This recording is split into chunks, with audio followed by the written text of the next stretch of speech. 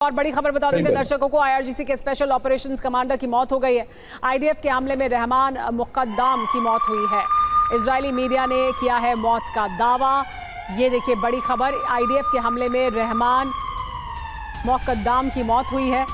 बताया जा रहा है कि ये आईआरजीसी के स्पेशल ऑपरेशंस कमांडर थे। इजराइल ने लेबनान में लेकिन हवाई अटैक को बढ़ा दिया है। वहां हवाई हमले ज्यादा किए जा रहे हैं। राष्ट्रपति भवन के आसपास के इलाके में भी अटैक किया गया है। बेरूत का दक्षिणी इलाका हिजबुल्लाह का गढ़ है, यहां लगातार हमले हो रहे हैं। इजरायली हमले में कम से कम 11 लोग मारे गए हैं, ऐसी जानकारी मिल रही है।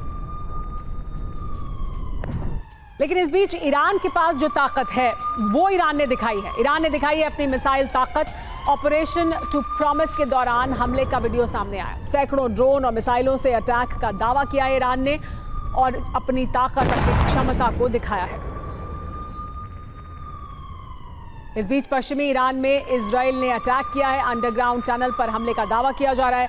आईडीएफ का हथियार डिपो उड़ाने का दावा किया जा रहा है ईरान की तरफ से।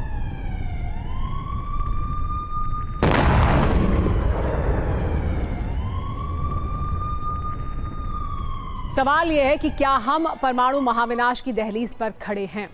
एक तरफ अमेरिका के वो रणनीतिक केंद्र हैं जो तुर्की से लेकर इजराइल तक फैले हैं। अकिंची, बालिकेसिर और इंस्लिर्क जैसे न्यूक्लियर सेंटर से लेकर इजराइल के रहस्यमयी डिमोना सेंटर तक, जहां से किसी भी वक्त काल बनकर मिसाइलें निकल सकती हैं। दूसरी तरफ ईरान का वो नक्शा है जो आज बारूद के ढेर पर बैठा हुआ नजर आता है।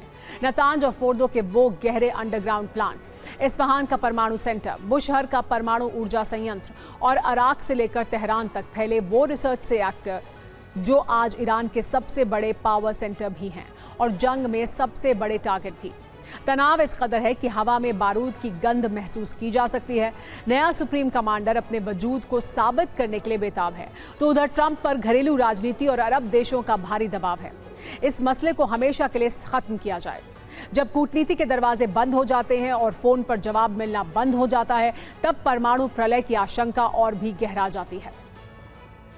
अश्विनी सिवाज जी, आप ये कह रहे थे और उसके बाद भी हमने चर्चा की है परमाणु खतरे को लेकर। आपका ये कहना है कि बना सकता है ईरान और जल्द ही बना लेगा, तो क्या हम फिर ये देखेंगे कि इस युद्ध में हम परमाणु हथियार, चाहे वो टैक्टिकल वेपन्स ही हों या जो डर्टी बॉम्ब हम कहते हैं, उस तरह के बॉम्ब बनाने की कोशिश हो, क्या वो की जाएगी और उसका इस्तेमाल किया जाएगा?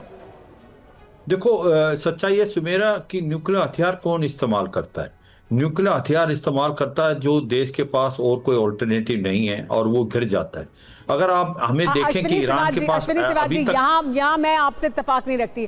अब तक किसने किया है दुनिया में न्यूक्लियर हथियार का इस्तेमाल? आप सुन लो ना, सबसे ताकतवर था। मैं बता रहा हूँ उसको। तो कमजोर ने नहीं किया है, ताकतवर ने किया है जी। आप जो बात अमेरिका की कर रही हैं, बात 1945 में, वो मैं कुछ और की तरफ कर रहा हूं। आप सुन लेंगे तो समझ आएगा। देखो, 1945 में हिरोशिमा नागासाकी में उन्होंने क्यों किया? क्योंकि वो घिर गए थे। जापान बहुत अच्छी प्रोग्रेस कर रहा था। अगर ये लड़ाई चलती सेकेंड वर्ल्ड वार, तो अमेरिका पीछे था, जर्मनी और जापान बहुत आगे निकल के थे। तो इसका मतलब, मैं कुछ और बताने के इसमें संदर्भ में कहने का मतलब है, अमेरिका के पास और इजराइल के पास अभी स्टेटेड न्यूक्लियर पावर है, वो न्यूक्लियर हथियार नहीं इस्तेमाल करेंगे।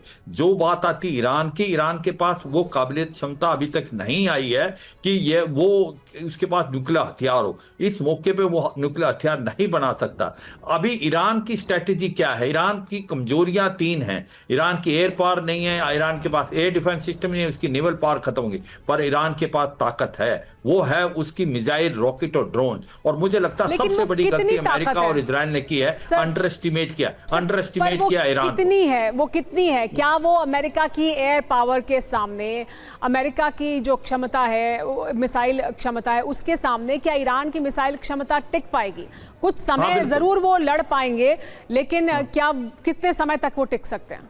उन्होंने बहुत अच्छा काम किया। उन्होंने क्या किया? रीजनल वार कर दिया। उनको पता है कि भाई अगर आप इजराइल की तरफ फायर करोगे, एयर डिफेंस सिस्टम बहुत अच्छा लगा दिया उन्होंने 5 लेयर बढ़ा दिए, आयरन डोम, आयरन बीम, और उसके बाद आपका जो पेट्रोइड मिसाइल सिस्टम, थर्ड और एरो सिस्टम, मगर जो ये रीजनल कंट्रीज जो हैं, जो जहां पर बेसिस हैं अमेरिका की, वो वल्नरेबल हैं। वहां पर जो एयर डिफेंस सिस्टम 2 टियर ही है, वहां पर पेट्रोइट और थार्ड है। इनके ऊपर हमला करने से क्या होगा? ये कंट्रीज को नुकसान होगा, ये अमेरिका के ऊपर प्रेशर डालेंगे कि इस लड़ाई को बंद करो। यानी ईरान ने बहुत रणनीतिक तौर पर वो लूप होल्स ढूंढे हैं जहां वो हमला कर सकता है। और एक स्टेट ऑफ हॉर्मोज, उसका असर, उस पर भी आएंगे सर। एक बड़ी खबर आ रही है, पहले ये ले लेते हैं, फिर वापस आएंगे, उस पर भी बात करेंगे।